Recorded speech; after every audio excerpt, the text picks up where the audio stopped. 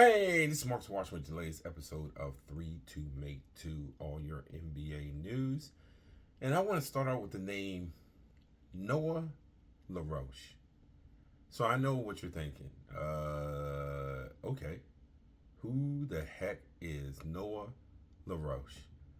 Noah LaRoche is a former Memphis Grizzly assistant who was fired when Taylor Jenkins was fired.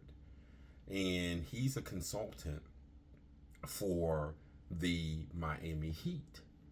And at the time of this recording, the Heat are 7-4 with a win coming off of the win over the Cleveland Cavaliers, the Andrew Wiggins win. And you would wonder, why are we talking about Noah LaRoche? You know, you're supposed to be talking about Eric Spoelstra. Because Noah LaRoche is the consultant for the Miami Heat who brought in his offense. The offense that John Morant hated so much. The offense that Taylor Jenkins was trying to install in Memphis, that there was so much pushback that he lost his job. So when you look at the Heat offense, and everyone says Spoelstra, and I understand he's the head coach. It's the whole, Eric Spoelstra and Pat Riley thing. But think about the points that the Heat scored.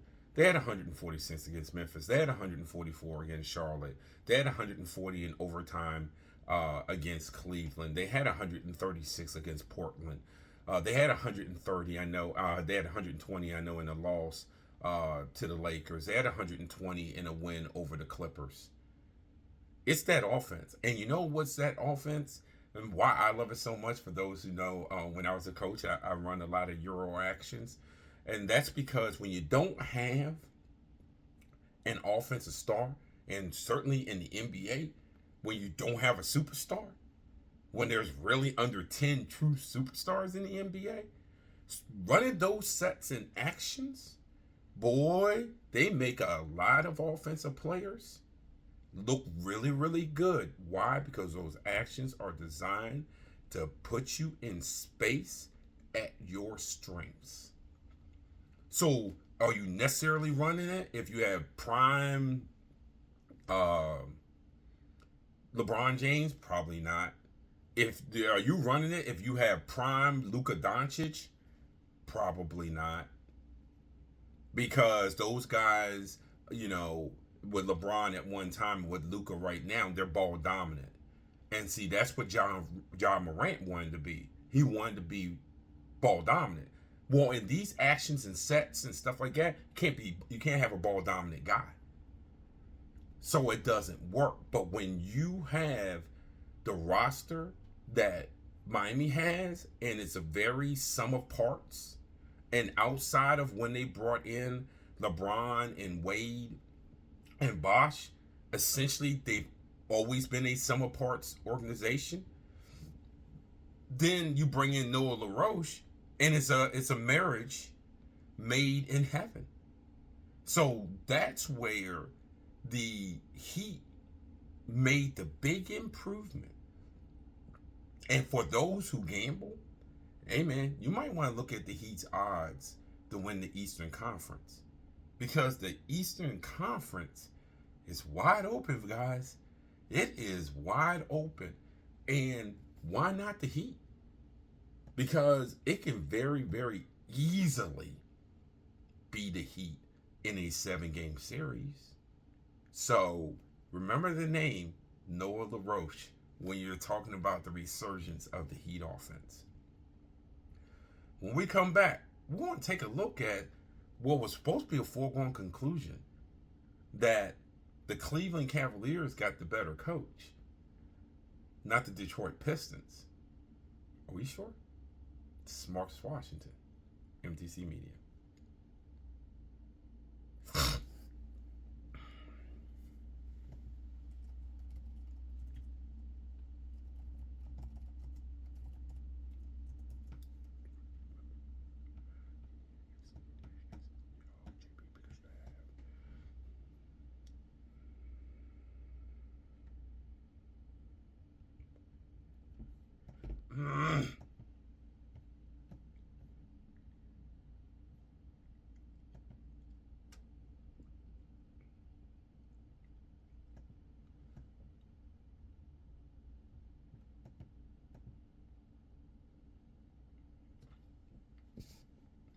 Hey, welcome back here to Three to Make Two, all things NBA. So, remember, JD Bickerstaff was at Cleveland and he fought their way to the playoffs and stuff, and people just didn't have a firm appreciation of it. That he was the guy, he can't get you to the next step. They need to move on for them, and they brought in what is usually a lot of NBA commentators, especially on the national level, their favorite, Kenny Atkinson. And Kenny Atkinson has been a good coach. You look at his resume, I mean, he's been certainly an excellent coach. So the thing was that, oh, you know what the difference going to be between the Cleveland Cavaliers and the Detroit Pistons is going to be coaching. This is going to be where Detroit got Bickerstaff, and that's fine. They're not trying to win right now. They're so far away. But boy, we got an NBA Finals coach because he looks coachy. And what you have found is that Kenny Atkinson has been very good with Cleveland. Right now they're 7-4. They got a lot of pieces, obviously, and they have a star. I don't like the word superstar, and they have a star in Donovan Mitchell, and they have Evan Mobley. They have a lot of pieces, and we were told that they needed a Kenny Atkinson to get that to that next level. You guys see what's happening over there in Detroit with JD Bickerstaff? No offense, but JD might have been underappreciated in Cleveland. Maybe you guys just wanted to change so bad to someone that you feel like is coachy, and so as opposed to someone who's, oh well, look at his last name, hint hint hint, which is kind of ironic when people were doing that. Bickerstaff has taken Cade Cunningham and sprinkling in with veterans, and they in a season plus 11 games, they look pretty dangerous. They fought the Knicks tooth and nail last year in that playoff series, which was supposed to be a foregone conclusion.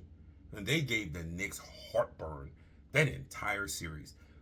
Matched their physicality, went to their star, executed.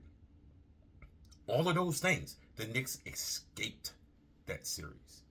And this has not been a flash in the pan. Detroit has started the season 9-2 this season. Cade Cunningham is looking like he's taking yet a next step. All of this is happening under Bickerstaff. Could this have happened in Cleveland under Bickerstaff? Absolutely. Now, Cleveland still might go to the NBA Finals under Atkinson. The East is wide open, like what we talked about with the Miami Heat. The East is wide open. But would you be surprised if Detroit went further than Cleveland in the NBA playoffs? Wouldn't you love to see Detroit play Cleveland in the NBA playoffs? I think JD Bickerstaff might have been undersold. And look, I can understand that it might not have been a fit long term for the roster. I'm not in that locker room. But if that's the case, then you say that. What you don't act like is that JD Bickerstaff doesn't know how to coach. And that was Cleveland's biggest problem.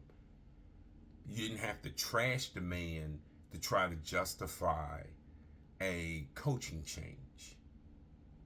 And I felt like with the NBA media, I'm not blaming this on Cleveland, but I think with some of the NBA media, especially on NBA radio, that's what it was. It's like to prop up Kenny Atkinson as the savior.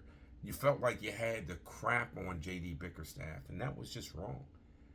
And you're seeing the resurgence of the Detroit Pistons. I don't like to use the word bad boys or bad boys 2 or here comes bad boy basketball back.